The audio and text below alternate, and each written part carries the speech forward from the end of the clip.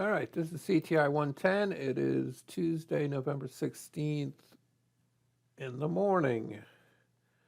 So, what I wanted to do was talk a little bit about where we've been, where we're going.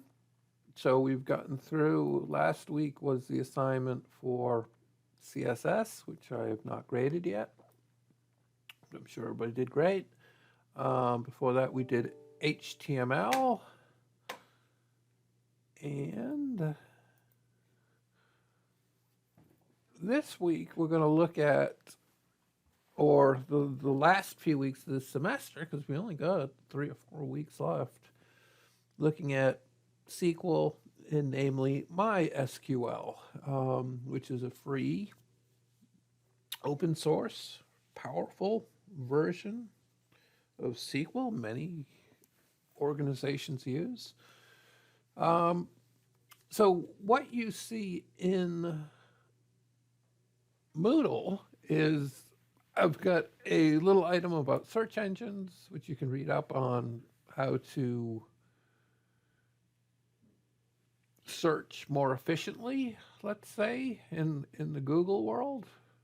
Um, each search engine works fairly similarly, and we'll go from there. So just read up on that. Might help you improve your searching skills. And then as I come down, then what we're doing this week is this XAMPP in MySQL install. So that's what we're going to do this week. Get a little practice in, go to MySQL tutorial.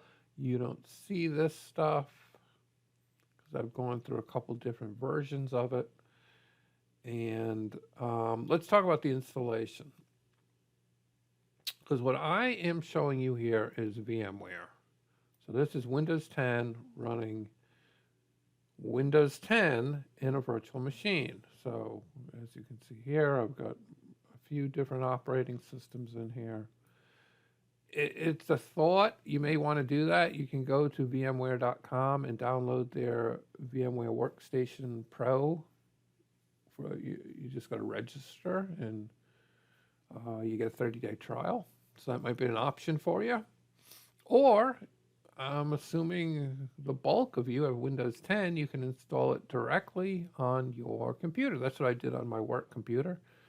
And now I'm going to show you in a virtual machine so you can see it from the beginning. So what I'm going to do is open up this XAMPP setup and we'll go from there. And a little bit more on virtual machines. What's nice about this is, again, it's an instance running in it's Windows 10, yes, but it's running on top of my Windows 10 machine. So if I wanted to delete this or if something, I can easily back it up. I can easily delete it. I mean, it's just a group of files. It wouldn't affect my Windows 10, main operating system in any way. So, in the spring, we teach a CTI 140 class, which is about virtualization, which I really evangelize on how great it is for you as both a student and in your workplace. So let's get started here. I'm going to go to this website, apachefriends.org, go to the download.html, and then I'm going to download XAMPP. So here I am at the apachefriends.org website. And what I'm going to do is download XAMPP, which we're talking about Apache, Maria Database, PHP, and Perl. So it's an all-inclusive package, so I don't have to install these individually. Apache is a web server. MariaDB is a front end for MySQL.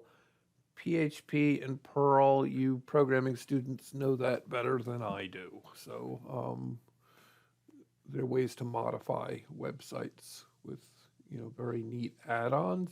The X in XAMPP is, I think of, and I'm not sure if this is true, is that you can use it for multiple different different operating systems.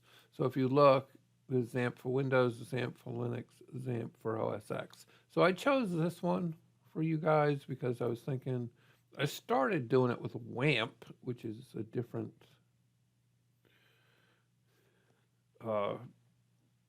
combined software, but it's just Windows based. I figured just in case some of you have OS X, or maybe a couple of you have Linux, you can use this instead. So what I'm going to do, because I have Windows 10, I'm going to click on XAMPP for Windows, and you see it starts to download. So I'll come back when that's finished. Okay, again, my XAMPP for Windows 10 is finished.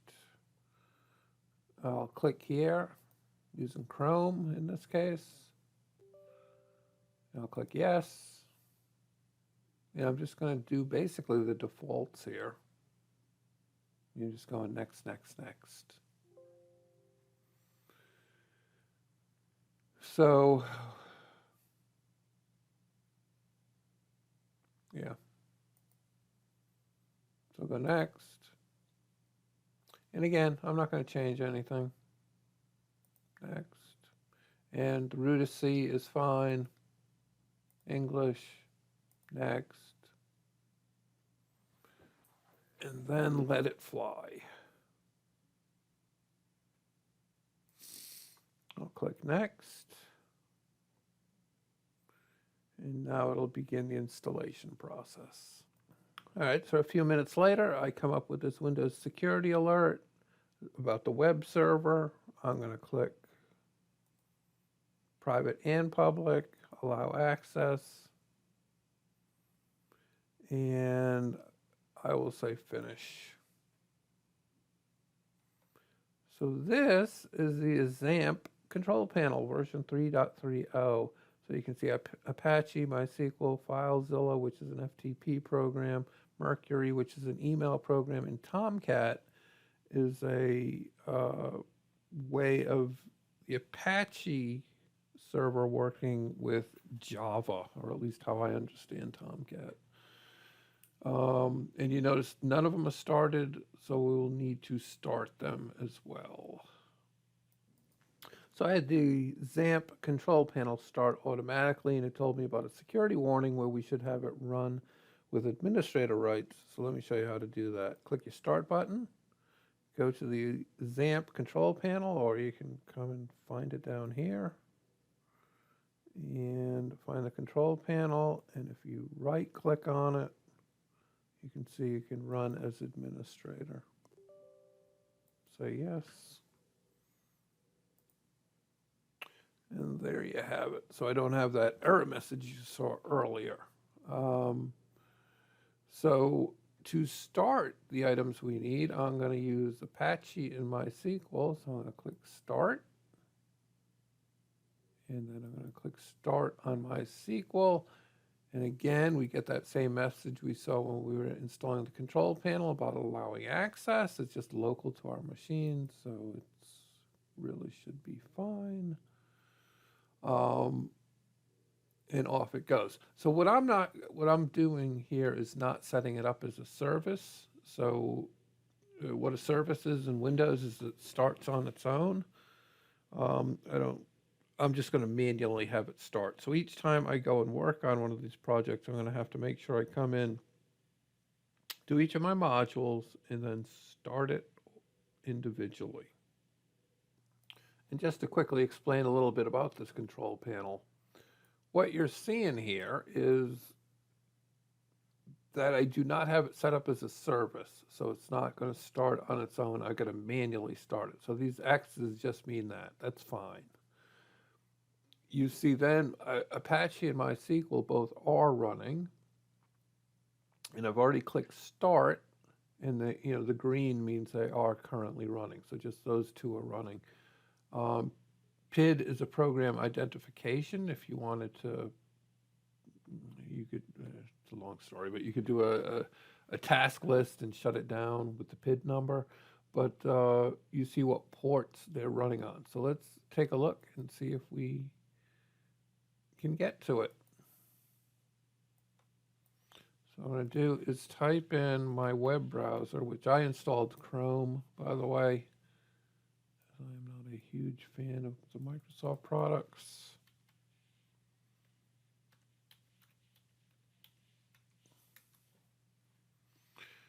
And you can see I came to the web page. Because I got here, that means my web server is working. 127.0.0.1, for you people who haven't taken CTI 120, that is my computer. That is the device I'm sitting on. It's referred to as a loopback address. So it's not really my IP address. It's just an internal IP address I can use to access items running on my computer. So you can see I am getting to it, so that's a good thing. And finally, now that you see we've got it running, it's up and going. Let me minimize this.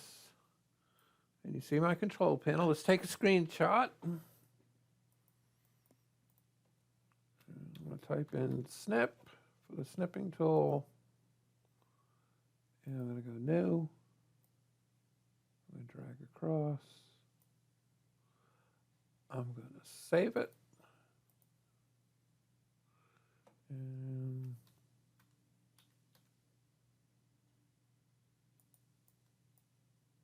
save it to my desktop so I can find it easier.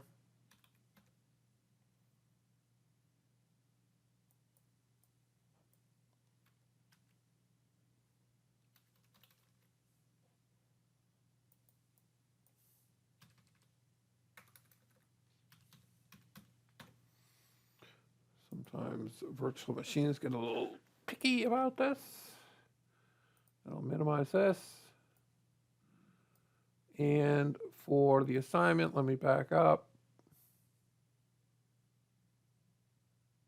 Trying to give you a little easy situation here pre-Thanksgiving. If I come here and click on this assignment upload, you'll see upload a screenshot of your XAMPP console with Apache and MySQL running. That's what we did here. I upload that screenshot and I'm done.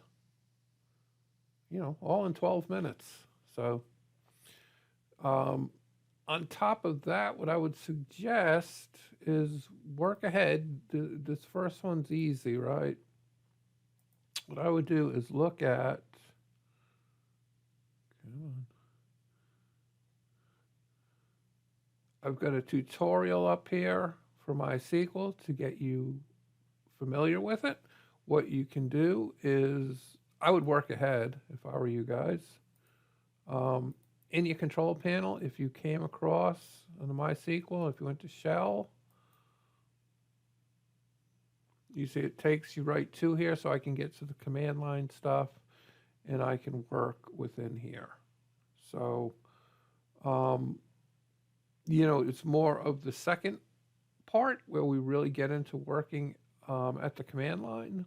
And, that's what I want you to, think about working ahead. I know that was easy, but work ahead on this one and you'll do great. All right. Let me know if you have any questions.